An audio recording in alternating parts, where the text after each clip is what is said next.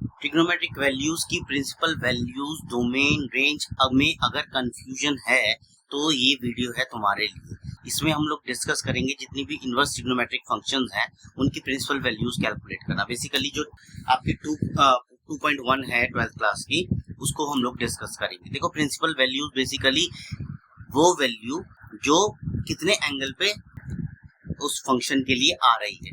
Domain और range थोड़े different है। रेंज एक पूरी, आप स्टैट्स में रेंज फाइंड करते हो, क्या होती है, मैक्सिमम और मिनिमम जाती है ना, तो कुछ इस तरीके की ट्रिग्नोमेट्रिक फंक्शंस की भी है कि उसकी जो वैल्यू आएगी पर्टिकुलर एंगल पे वो कहां से कहां तक आएगी, तो ये उसका डोमेन हो गया। और रेंज जो है वो एंगल के लिए होगी। वैल्यू डोमेन है, एंगल रेंज है। जैसे कि अगर हम साइन की बात करें तो साइन जो है वो तुम्हारा -1 से 1 जाता है, ठीक है। और ये वाली जो वैल्यूज है उसकी -π/2 से लेके π/2 तक वैरी करती है, ठीक है।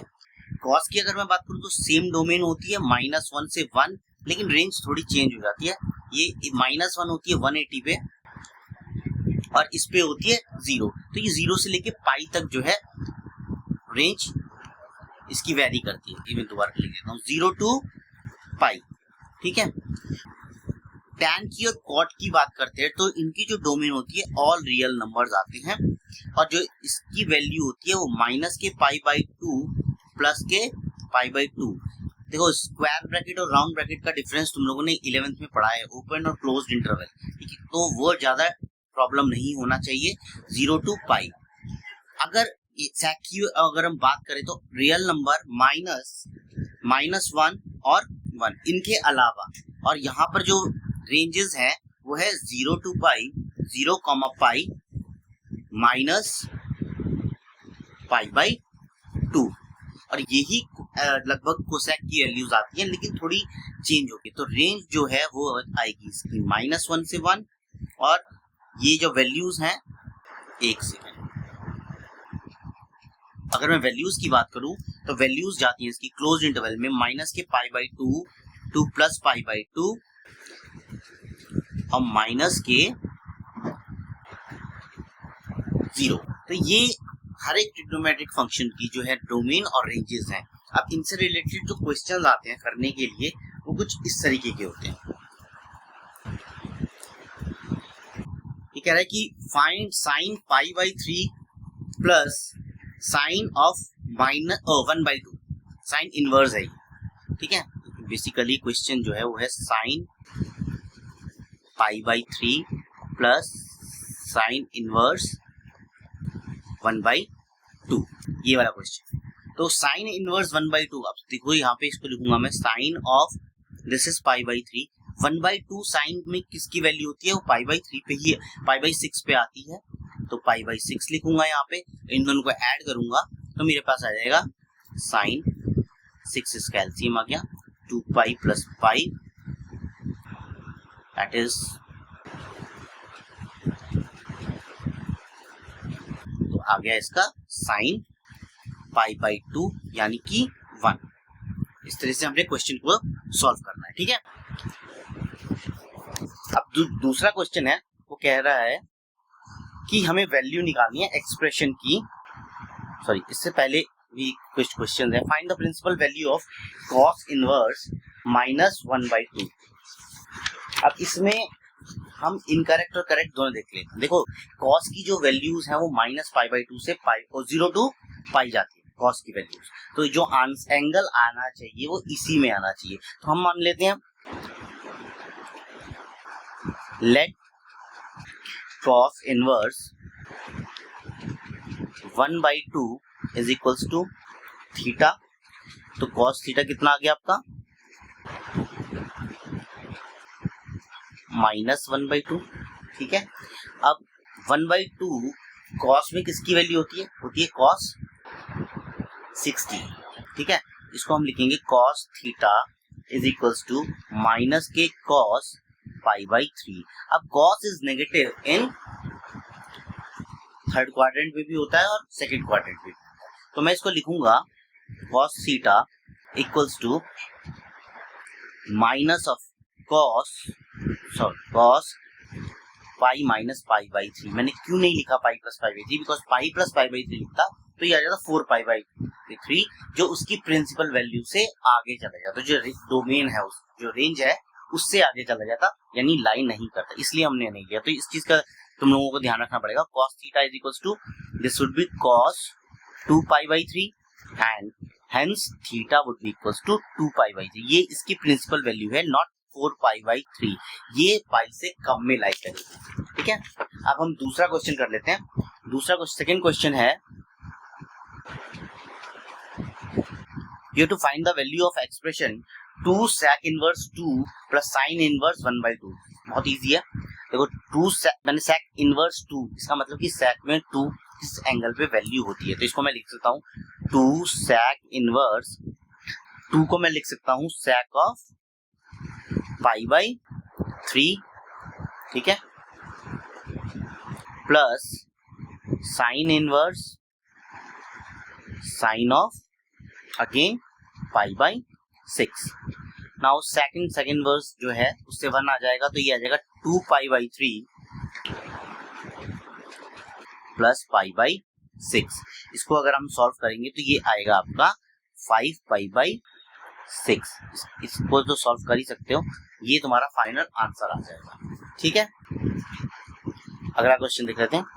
नेक्स्ट क्वेश्चन है, लेट इफ थीटा, इसको थीटा मान लेते हैं, मेरे उसमें थीटा का ऑप्शन नहीं था तो मैंने ये लिख दिया। If theta is equal to sine inverse sine of minus के 600, find the value of theta. अब हम सब कुछ ही रेडियंस में कर रहे हैं, तो इसको लिख लेता हूं मैं पहले, sign inverse sine of minus 600 को मैं लिखूंगा 600 इंटू π/180। रेडियन में कन्वर्ट करने के लिए यही करते हैं ना, तो ये आ जाएगा sign inverse sine of minus theta जो होता है वो होता है आपका माइनस साइन थीटा, तो ये आएगा माइनस के 10π/3। ये हमारे पास ट्रिग्नोमेट्रिक फंक्शन आ गया। तो अब इसको मैं लिखूंगा साइन इनवर्स माइनस के साइन 10π/3। अब ये क्यों होगा, माइनस क्यों लगाया मैंने, क्योंकि साइन ऑफ माइनस एक्स जो होता है तुम्हारा वो माइनस साइन एक्स होता है, 11th क्लास में तुम लोगों ने पढ़ा, ठीक है, इसलिए ये हो गया। अब 10π/3 है, इसको मुझे चेंज करना पड़ेगा। 10π/3 जो आएगा वो उसको मैं ऐसे लिखूंगा 3π प्लस π/3 लिखूंगा, तो तुम्हारा 9 + 1 10, 3π यानी 3 पूरी साइकिल लग रही, π/3 फर्स्ट क्वाड्रेंट में जाएगा ये, तो ये हो जाएगा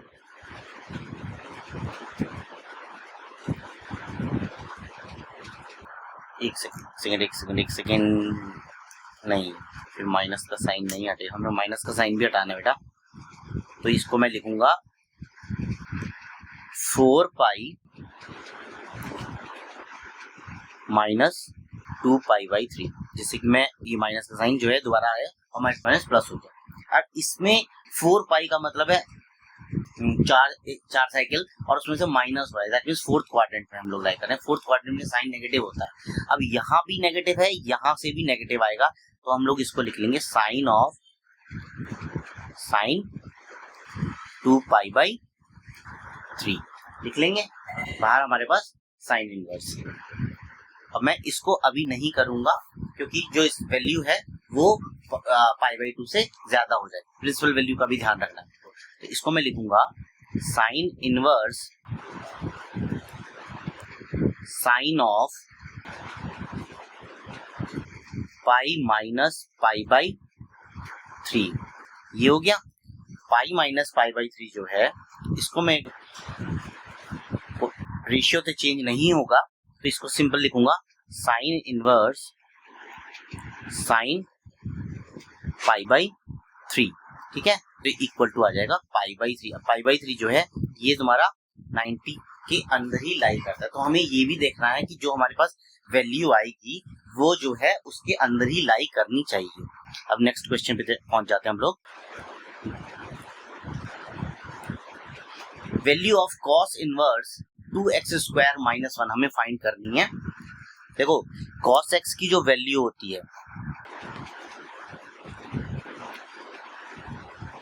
cos की अगर मैं बात करूं तो x की जो वैल्यू है वो लाई करती है -1 से 1 के बीच में, ठीक है। -1 से 1 लाई करती है। अब अगर ये लाई करेगी तो 2x करूंगा, तो कितना लाई करना चाहिए, -2 से +2।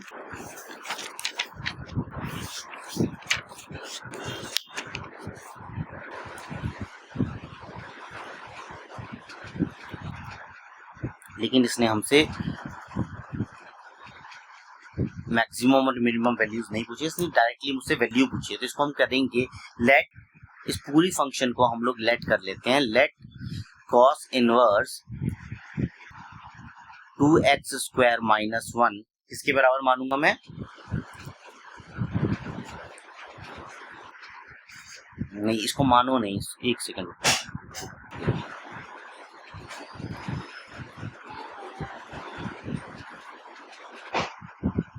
इसको तुम ऐसे करो, यहाँ पे पुट कर दो x equal to cos alpha.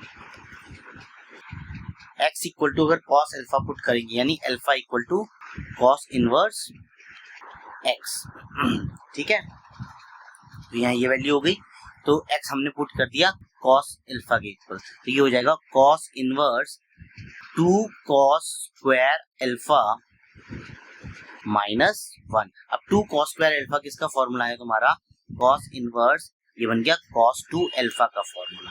cos से cos इनवर्स कैंसिल, ये कितना आ गया 2 अल्फा आ गया। अब अगर हमने x को cos अल्फा लिया था तो अल्फा हो जाएगा 2 cos इनवर्स x, ये इसकी वैल्यू आ गई। डब्बे में इसको कर दो बंद, ठीक है। नेक्स्ट क्वेश्चन देख लेते हैं उसका। अगला क्वेश्चन जो है वो कहता है if sine inverse of x square plus 2x plus -1 अपॉन x, ये अपॉन जो है पूरे में है, इक्वल टू π/6, तो आपको x की वैल्यू फाइंड करनी है। तुम्हें पता है कि अब देखो अगर मैं इसको भी साइन में ले आता हूँ साइन इनवर्स में, तो ये इजी हो जाएगा मेरे लिए। तो साइन इनवर्स ये फंक्शन ये है x स्क्वायर प्लस 2x -1 अपॉन x, ये किसके बराबर हो गया π/6 है, तो इसको मैं लिख देता हूँ साइन इनवर्स 1/2। कैंसिल कर सकता हूँ दोनों साइड से, तो इसका मतलब आ गया x स्क्वायर प्लस 2x -1 अपॉन x इक्वल टू 1/2 हो गया। इस 2x square plus 4x -2 equal to x, ठीक है। अब 2x square plus 3x -2 equal to 0, quadratic equation बन गई हमारे पास। इसको मैं लिख सकता हूँ 2x square plus 4x minus x -2 equal to 0। 2x common लूंगा तो x प्लस 2, यहाँ से माइनस कॉमन आएगा, x प्लस 2 इक्वल टू 0। अब या तो हमारे पास x की जो वैल्यू आएगी वो आएगी x प्लस 2, दोबारा से कॉमन लूंगा तो बचेगा 2x -1 इक्वल्स टू 0, या तो x प्लस 2 इक्वल टू 0 होगा या फिर 2x -1 इक्वल टू 0 होगा। x इक्वल टू आएगा -2 और x इक्वल टू आएगा 1/2। ये तुम्हारी वैल्यूज हो जाएंगी, x की वैल्यूज ये आ सकती है, ठीक है। Thanks for watching, have a nice day.